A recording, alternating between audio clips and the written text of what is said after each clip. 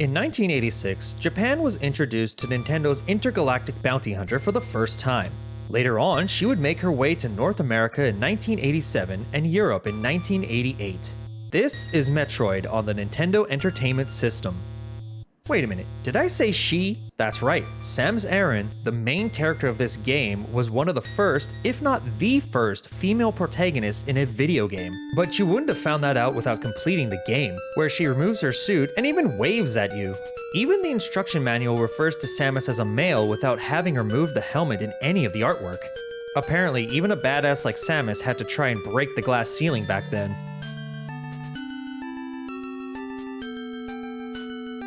In the year 20x5, space pirates have stolen a parasitic creature called a Metroid and all research related to it from a Galactic Federation research facility. They plan to use the knowledge to defeat anyone who opposes them. The Federation calls on the expertise of renowned bounty hunter Samus Aran, who will have to dive deep into the pirates' home base to get the potential weapon away from them. You start off only being able to shoot a short distance in front or above you, but as you navigate the massive base planet, you'll come across many upgrades and challenges to overcome. In fact, if you immediately head to the left from the starting point, you obtain the Morph Ball upgrade that allows Samus to crouch into a mobile ball. The placement of this so-called upgrade actually served a good purpose of training the player to hunt around in all directions, and to look for these kinds of pedestals for upgrades. Various enemies will stand in your way and have different attack patterns to harm and overwhelm you. The key to survival is understanding the enemy movements to avoid and kill your targets. As you make your way further into the base, stronger versions of these baddies will make themselves known. In conjunction with puzzle-style rooms, this game will take a lot of patience with trial and error exploration. Many areas are locked off until you obtain certain upgrades, so this helps avoid getting too far into places you shouldn't be yet. It felt like exploration was mostly rewarding, but sometimes punishing. If you went somewhere you weren't supposed to yet, you have to make your way back through the gauntlet of enemies that you had to survive to get there in the first place. The game controls are very responsive, great for a platforming game, and even better when you have to dodge mass amounts of monsters just to see if you hit a dead end or not. The physics feel nice, a perfect balance of not feeling too heavy or too floaty. Even the drag down effect of the quicksand has great impact to make you panic a little.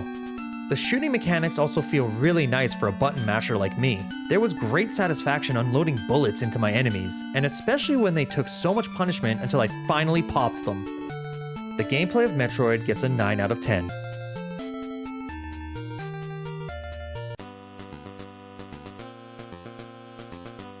Metroid does a great job of conveying the sense of tension and solitude with its purposely sparse use of environment tiles. The background is always just a black abyss with tiles indicating platforms and walls around you. Even further, a lot of these tiles look organic and almost like they're alive even though they're not moving.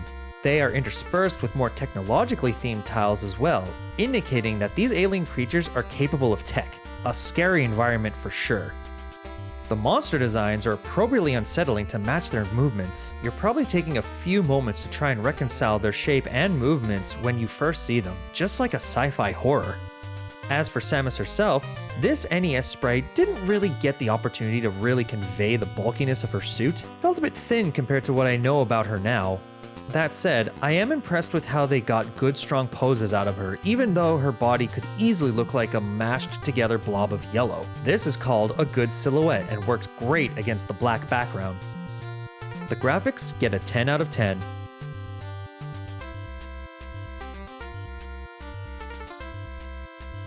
Most of the music in this game lends to the unsettling nature of the planet. The second area is just a small set of notes playing over and over along with a bass riff, but man does it work well. The third area's song has quite a bit more to it, but once again, goes on a loop of dread and danger.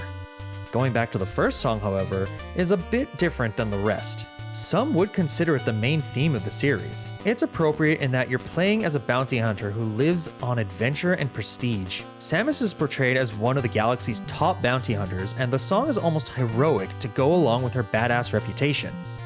The sound effects, though, are pretty basic for the most part, nothing iconic, but get the job done. I did like the touch of her footsteps, though, gave a good sense of weight audibly that the game didn't provide visually. The music and sound of Metroid get an 8 out of 10.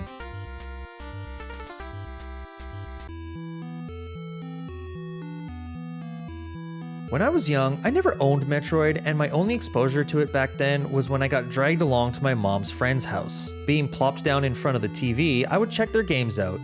This one didn't last too long because, to be quite honest, I think the game scared me a little.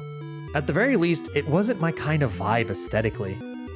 Fast forward to 2008, I was still a bit fresh in my career, and we were having a dry spell for work. Having to wait it out for a bit, I took to playing some classic games, and this one made it into the rotation. Now, how deep did I get? Well, let's put it this way. In the 1 hour I played to get footage for this review, it's the furthest I've ever actually gotten. The nostalgia hit gets a 3 out of 10.